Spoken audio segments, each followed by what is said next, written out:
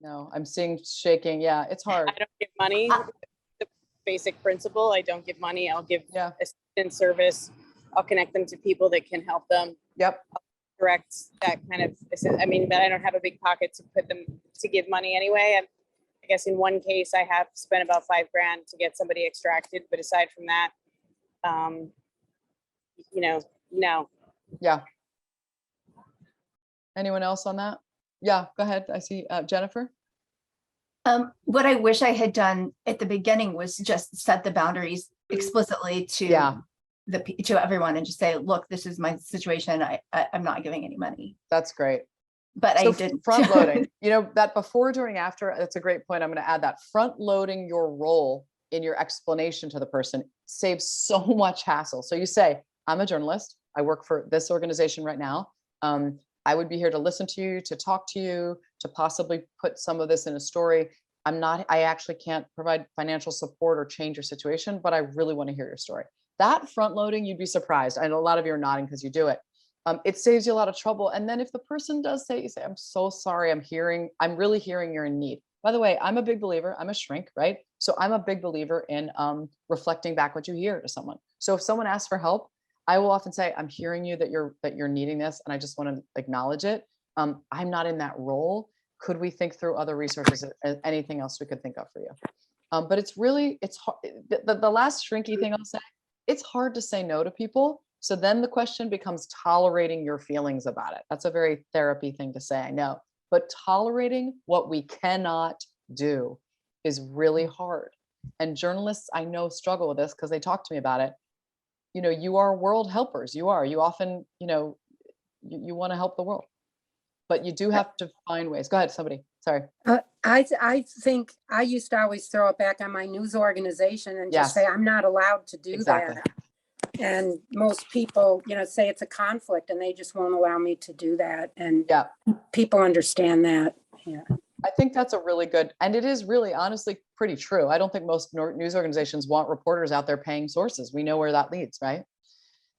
Any other, Jennifer, I see your question. I don't, but I have some good references for you at the end. I'll give you, but it's a compliment to even be asked. Let's think about any other top boundary things that came up that you'd recommend to freelancers, because whatever we recommend to the younger people, it means we struggled with it. That's what I found. Anybody have something they thought, yep, I wish I could tell every freelancer this when they start?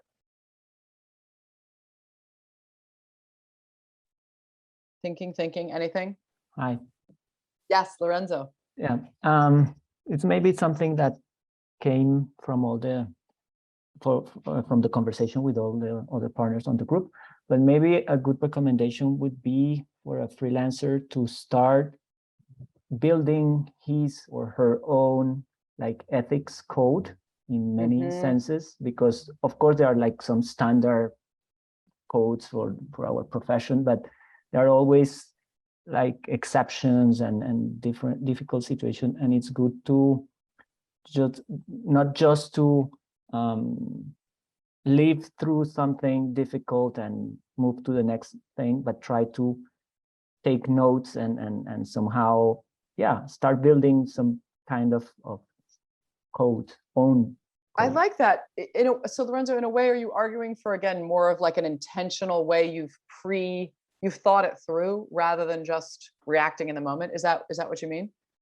Well, the thing is that sometimes you can only learn those kind of things after making mistakes. Exactly. And for instance, giving money to people and then feeling bad then. But the thing is to have the chance to realize that you are facing a decision and probably you're going to face it again. So I love that. Take a note and take a decision for future situations. Yeah, we learn from every story, right? You all learn from every story you do. I learn every time I do a lot of work, as I said, in prisons. I work a lot with folks who are facing the death penalty. And every time I work with a person and then whatever happens to their case or their story, I learn. And you're right. Sometimes I'm learning something I'll do differently. Before, during, after. Remember, the after doesn't mean beating yourself up time. The after is, okay, what went well? Oh, I did a good job there. Oh boy, I really would do this differently, right? You know, a curious but compassionate stance towards yourself. That is the key when you're doing trauma facing work, because this work is hard and it leaves an imprint. I hope I've convinced you. If I haven't convinced of anything today, I hope I've convinced you that that biopsychosocial imprint is real. Any other last, before I'm going to end with one other bit of teaching I want to do, but I've also put in the chat, by the way, that the JTSN Journalist Trauma Support Network, I'm 90% sure it's .org. Apologize, I should have that. I have it in the slides. This is a network of therapists in the United States trained to work with journalists. And in January, they're going to be accepting applications for grants for up to 20 sessions of free therapy with these therapists. And they're great. So I'm part of that program. I'm part of the training of those therapists. So stay tuned if you're interested. Internationally, this doesn't yet apply. We're working to try to get this to be an international presence as well.